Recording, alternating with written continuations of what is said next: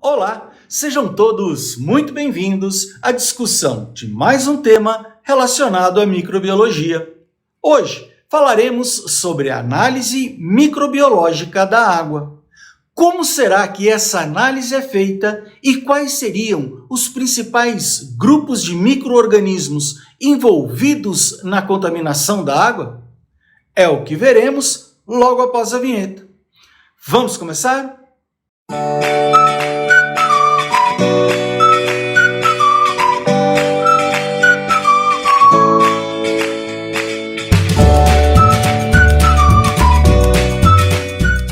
A abundância da água no nosso planeta vem causando já há muito tempo uma falsa sensação de ser um recurso inesgotável. Mas preste atenção nesses dados. Segundo especialistas em meio ambiente, 97,5% da água disponível na Terra é salgada, sendo, portanto, imprópria para o consumo. Apenas 2,493% da água é doce, mas encontra-se inacessível em geleiras ou em regiões subterrâneas, os chamados aquíferos. De maneira que, atenção, somente 0,007% da água encontrada em rios, lagos e na atmosfera está de fato disponível para o consumo. Todos nós sabemos que a água contribui e muito para a saúde do homem. E esses dois recursos, água e saúde, podem melhorar de maneira significativa as perspectivas do desenvolvimento humano. Essa relação entre água, higiene e saúde é um conceito que acompanha a humanidade desde o início da civilização. A água contaminada, associada à falta de saneamento básico, mata anualmente cerca de 1.600.000 pessoas no mundo.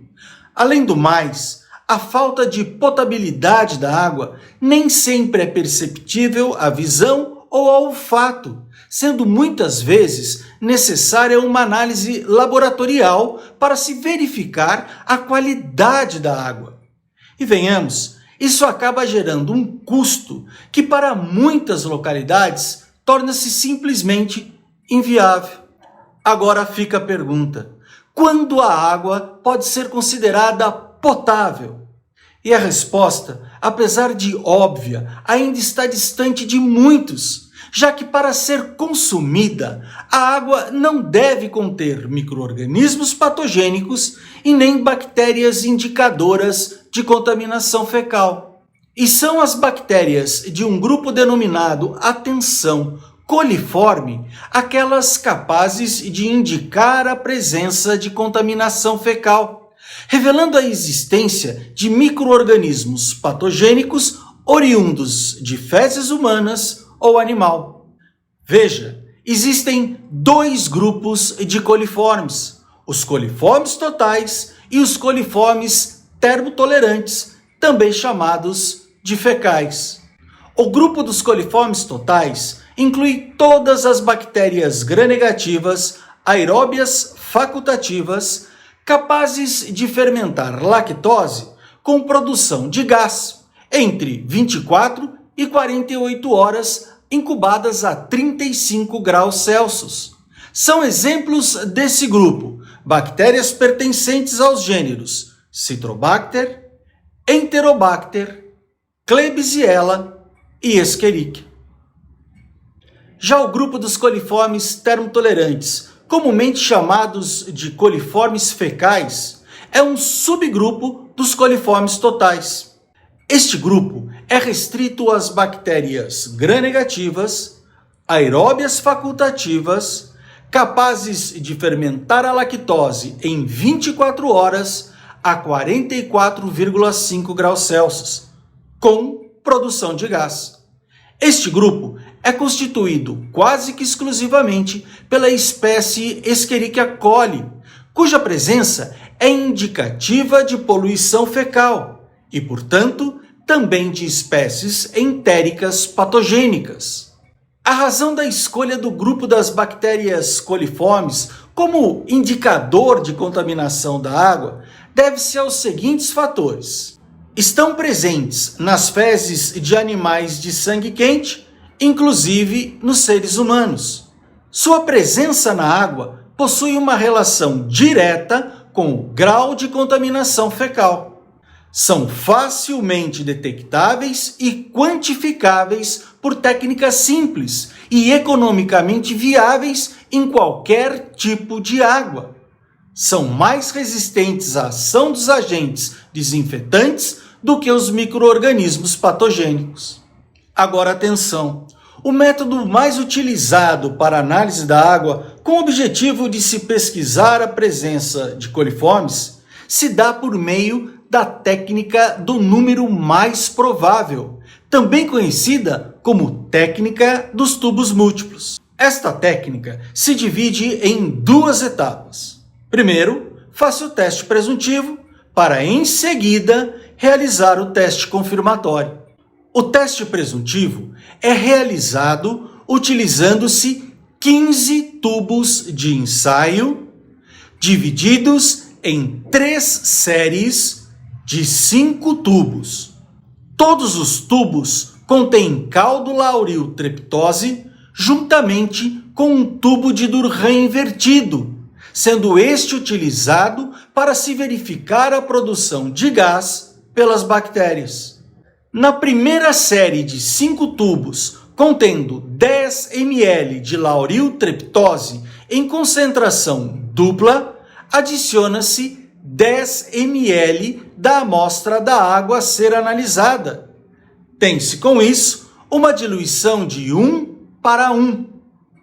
Na segunda série de 5 tubos, contendo 10 ml de caldo-lauril treptose em concentração simples, adiciona-se agora 1 ml da amostra de água a ser analisada, formando uma diluição de 1:10.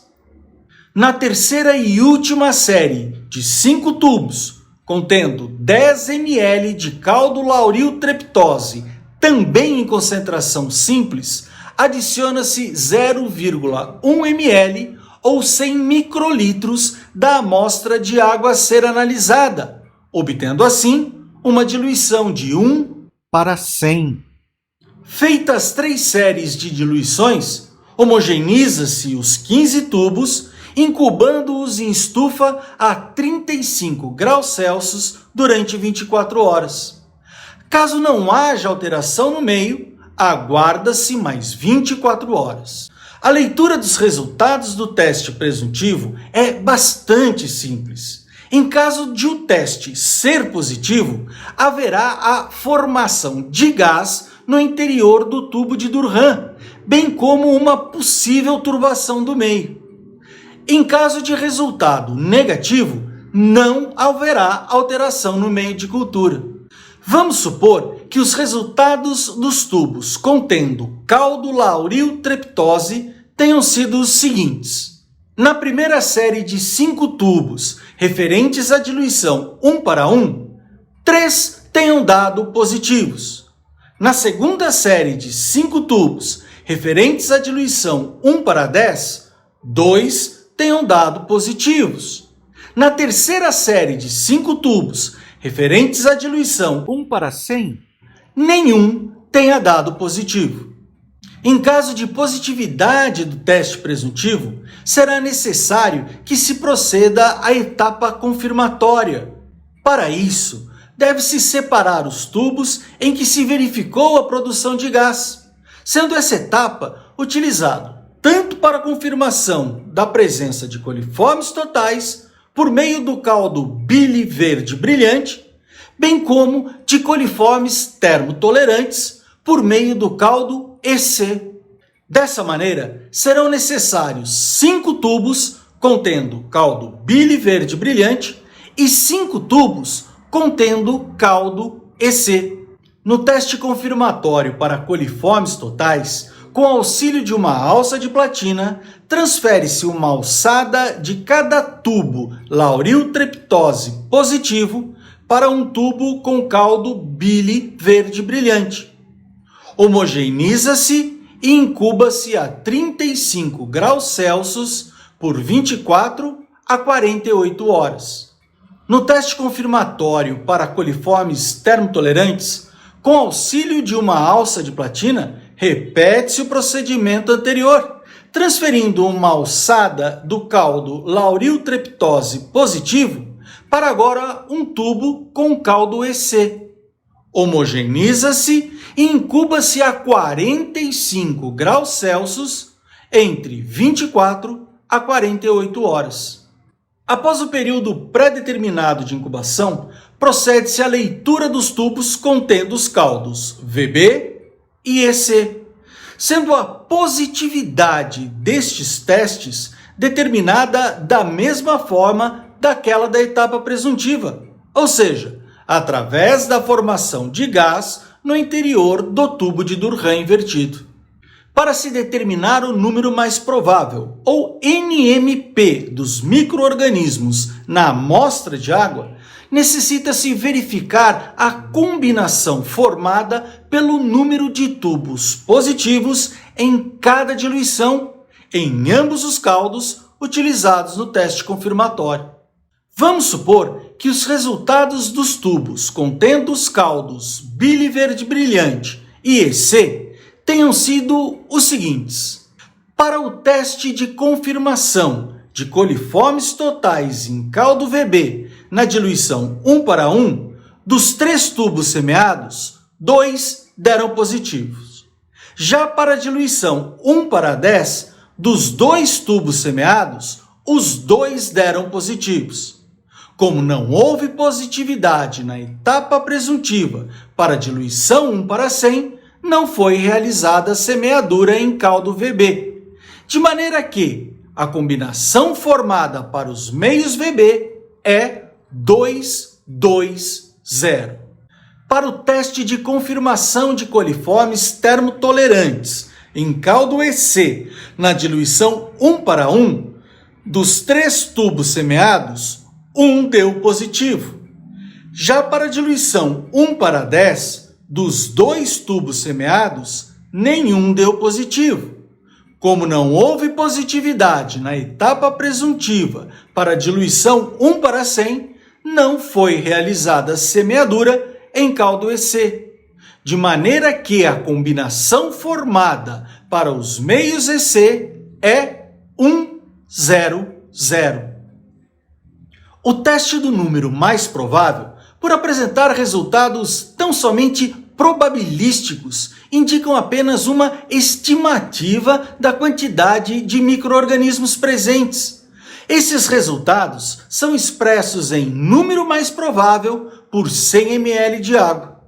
Agora, através de uma tabela com o valor do número mais provável, faz-se a correlação com a quantidade presumível de micro-organismo presente na amostra de água, de maneira que o número de coliformes totais presentes na amostra de água refere-se à combinação 2:2:0, o que corresponde a 9,3 NMP por 100 ml de água.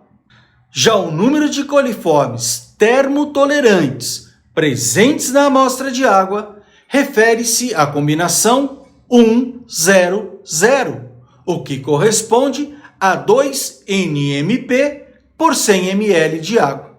Os resultados obtidos demonstram que a água analisada é considerada, portanto, imprópria para o consumo humano, visto que o padrão microbiológico de potabilidade estabelecido pelo Ministério da Saúde é determinado pela ausência de coliformes totais e de Escherichia coli a cada 100 ml de água. Bem, para assegurar que a água esteja livre de micro-organismos patogênicos, ela deve passar por um processo de desinfecção, sendo a cloração o método mais comumente utilizado na maioria dos países. Bem, pessoal, e era isso o que eu gostaria de falar com vocês nessa semana. E se gostaram do vídeo, chegou a hora de pedir aquele seu joinha e, se possível, a sua inscrição nesse canal que é nosso e que serve tão somente para propagar conhecimento de cunho científico. Vejo vocês em uma próxima oportunidade. Um grande abraço a todos e até mais.